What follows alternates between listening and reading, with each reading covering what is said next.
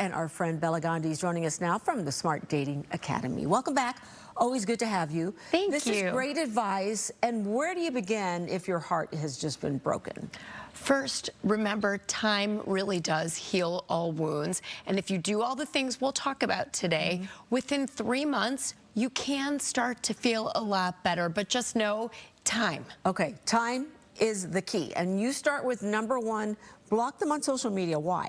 Right. You don't want to continue to see this person. Every time you see them on Facebook or Instagram, you get that burst of oxytocin. Block them, get them out. Okay, get them out of your life. Boy, that's probably one of the hard things to do. And then you say, take a dating detox. Like, how long are we talking about? Well, dating detox, meaning get rid of all of the stuff that they gave to you during the relationship. The sweaters, the pens. I mean, if there's expensive jewelry, maybe you can go sell that, right? Or do whatever. But other than that, you want to purge your space of all of that negative energy so that you can prepare to move on. Okay, and I like this next tip that you have, which is get closure by writing a letter. Tell me about this. The only person, Sylvia, that can give us closure is ourselves. Okay. Right? And sometimes there are things that you want to say to this person. Write that letter and then put the letter somewhere. You don't want to mail the letter, but you can get everything out. It's cathartic. And do it with pen and paper instead of an email, but don't mail the letter. Yeah. But you give yourself closure. Say everything you want to say. And good news, nobody will talk back to you. I love that. And what does that do for you?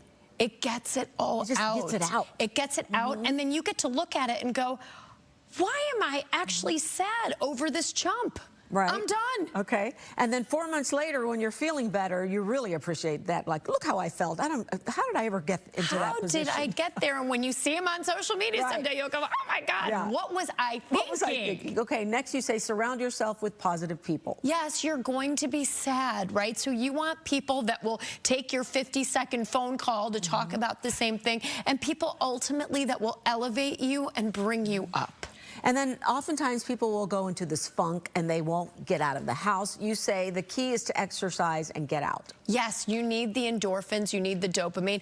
Sit there with the Ben & Jerry's for a few days, a few weeks, but after that, even gently get yourself out for a walk. Go out with a friend. You need to get yourself back into good shape again. So even if you don't feel like it, the last thing you're telling us is to do things that bring you joy. What do you mean by that exactly?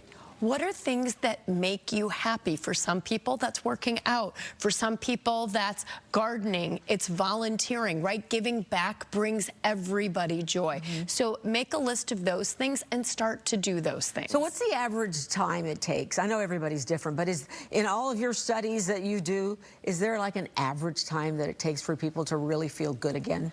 Well, I can tell you at Smart Dating Academy, when we're working with clients and they end up in relationships that aren't going to work out for them, they heal really quickly because we move things slowly as well. So within 1 to 3 months, they're out of dating detox, back in the dating pool, better than ever.